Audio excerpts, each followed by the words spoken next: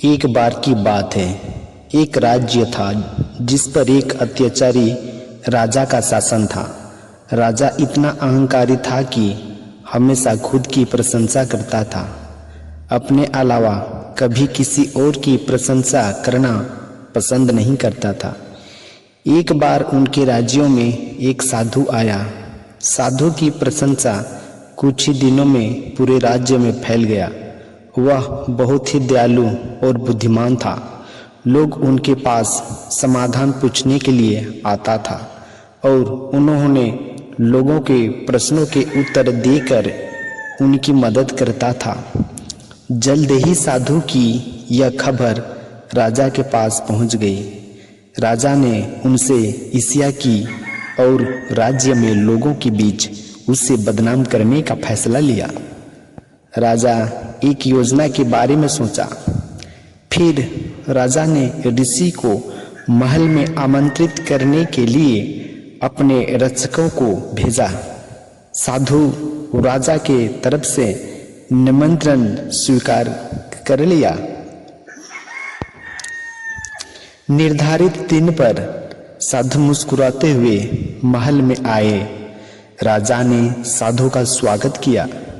फिर राजा साधु से कहा, हम आपके बुद्धि के बारे में लोगों से बहुत सुना है और इसलिए आज हम खुद सबके सामने देखना चाहते हैं।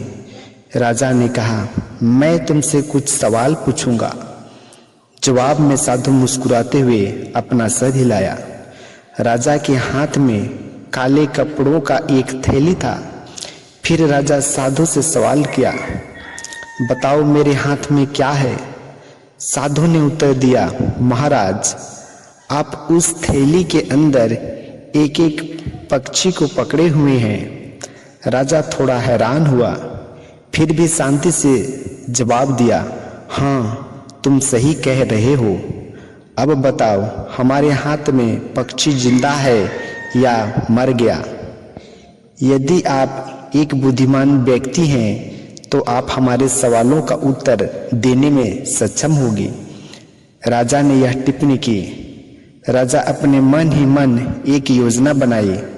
अगर साधु कहता है कि पक्षी जीवित है तो वह पक्षी की गर्दन दबाकर उसे मार देगा और सभी लोगों को यह एक मरा हुआ पक्षी दिखाएगा। और यदि वह कहता है कि यह एक मरा हुआ पक्षी है तो राजा पक्षी को जीवित रहने देगा और सभी को दिखाएगा कि यह जीवित है। राजा ने सोचा कि उसने चाहे जो भी उत्तर देगा यह राजा के लिए एक जीत की स्थिति होगा। साधु ने उत्तर दिया, ठीक है, यह आपके हाथ में है, आप खुद यह तय कर सकते हैं यह जीवित है या मृत। नैतिक शिक्षा। इसी तरह हम अपने जीवन को जो पथ देते हैं वह हमारे अपने हाथों में है। अपनी पसंद और प्रयासों से हम यह तय कर सकते हैं कि हमें अपने जीवन का क्या बनाना है।